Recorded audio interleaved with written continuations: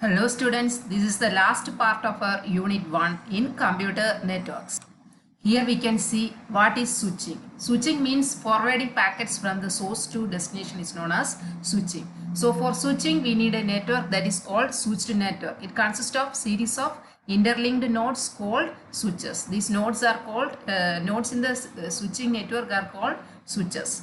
Switches are devices capable of creating temporary connections between two or more devices linked to the switch. Okay, so switches which will create temporary connection between devices, that is only for forwarding the packets. Some nodes are called the end systems, that is sender and receiver we are calling as end systems, and others are used for routing alone. Okay, so here in this figure the devices labeled A, B, C, D are N devices, and the labeled devices 1, 2, 3, 4 and 5 are called the switches. So here we are discussing about the three methods of switching. The three methods of switching are circuit switching, packet switching and message switching. In circuit switching there will be an interconnection between the sender and receiver, but in packet switching there no need of interconnection is needed, and message switching directly transmitting the messages. Okay, which these three methods we saw in earlier videos. Packet switching can further be divided into two subcategories, that is virtual circuit approach and datagram approach. Switching and TCP IP layers, that is we are going to discuss about how switching is done in or which method of switching is used in TCP IP layers. First we see about switching at physical layer. At the physical layer we can have only circuit switching. There are no packets exchanged at the physical layer. The switches at the physical layer allow signals to travel one path or another. Next, switching at the data link layer. At the data link layer we can have packet switching. However, the term packet in this case means frames or cells. Packet switching at the data link layer is normally done using a virtual circuit approach. Next is switching at network layer. At the network layer we can have packet switching. In this case either a virtual circuit approach or a datagram approach can be used. Next is the switching at application layer. In application layer we have message switching, that is direct transfer of messages. The communication at the application layer occurs by exchanging messages. Communication using email is a kind of message switched communication. But we do not see any network that actually can be called a message switched network. Now we are discussing about circuit switched network. Okay, so as we have seen in earlier videos, what is circuit switching? Circuit switching means we have to establish a physical connection between the sender and receiver, then we can transmit or transfer the messages. A circuit switched network consists of a set of switches connected by physical links. A connection between two stations is a dedicated path made of one or more links. However, each connection uses only one dedicated channel on each link. Here is the pictorial representation of a circuit switched network. Here in this picture we have 4 switches and 4 links. Each link is divided into n channels. Next we can see the 3 phases of communication in circuit switched network. Okay, so here the 3 phases are: first one, connection setup, that is we have to establish a physical connection between the sender and receiver. Next is the data transfer, that is we have to send the data from sender to receiver. Connection tear down, that is after the communication connection can be tear down. The first phase, setup phase. Before the two parties can communicate, a dedicated circuit needs to be established. The end systems are normally connected through dedicated links to the switches. So connection setup means creating dedicated channels between the switches. The end-to-end addressing is required for creating the connection between the two systems. Data transfer phase. After the establishment of dedicated circuit or channel, the two parties can transfer data. Tear down phase. When one of the parties needs to disconnect, a signal is sent to each switch to release resources. Next we discuss about the parameter delay. During data transfer, the data is not delayed at each switch. The resources are allocated for the duration of the connection. The total delay is due to the time needed to create the connection, transfer data and disconnect the circuit. The delay caused by the setup is the sum of 4 parts. that is the propagation time of the source computer request, the request signal transfer time, the propagation time of the acknowledgement from the destination computer, the signal transfer time of the acknowledgement. Next we can discuss about packet switching. So in packet switching there is no need of physical connection between the sender and the receiver. So here we have to arrange the data into small packets based on the protocol we are using. Okay, then it is forwarded from the sender to receiver through the nodes in between the sender and receiver. In data communication, we need to send messages from one system to another. So if the message is going to pass through a packet switched network, it needs to be divided into packets of fixed or variable size.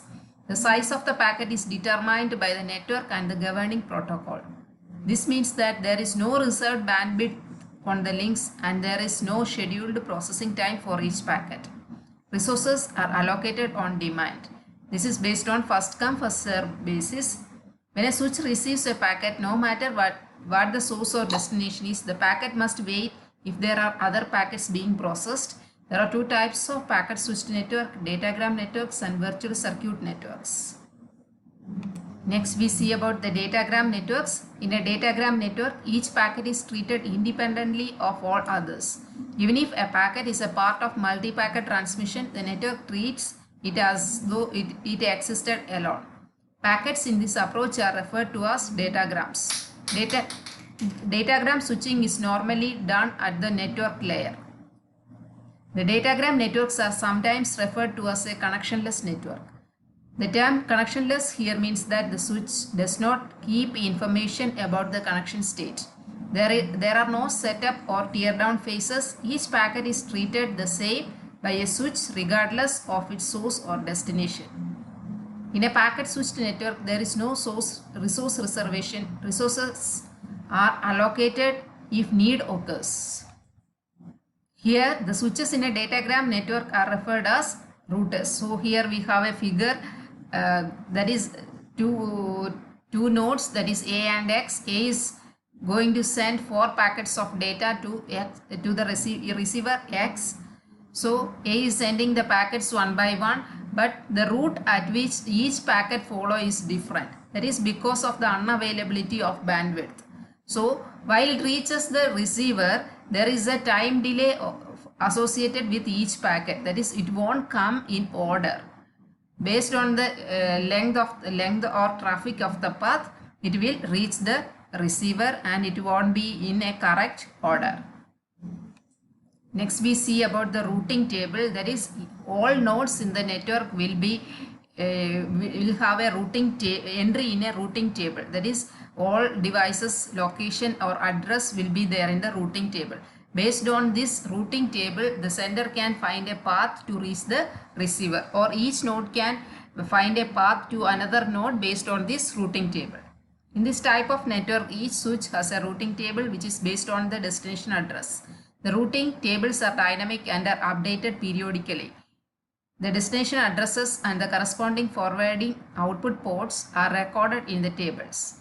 This is different from the table of circuit switched network, in which each entry is created when the setup phase is completed and deleted when the tear down phase is over.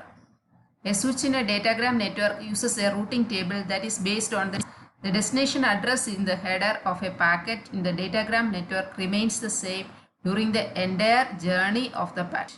Next we discuss about the destination address. Destination address is the address of the receiver. Every packet in a datagram network carries a header that contains, among other information, the destination address of the packet. When the switch receives the packet, this destination address is examined. The routing table is consulted to find the corresponding port through which the packet should be forwarded.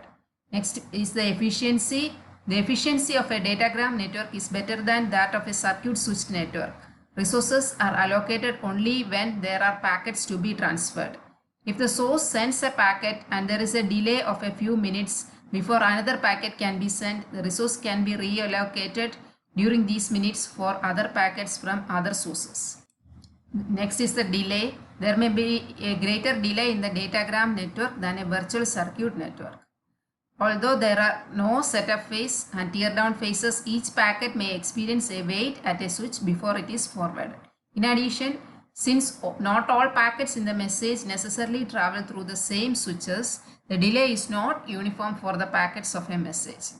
The packet travels through two switches. There are 3 transmission times 3t, the 3 propagation delays, that is slopes 3 lambda of the lines, and the 2 waiting times W1 and W2. So the total delay will be 3t plus 3 lambda plus W1 plus W2. Next we see about the virtual circuit network. That is, virtual circuit network is in between the circuit etched network and the datagram network. It has the characteristics of both the networks. So the network has switches that allow traffic from source to destinations.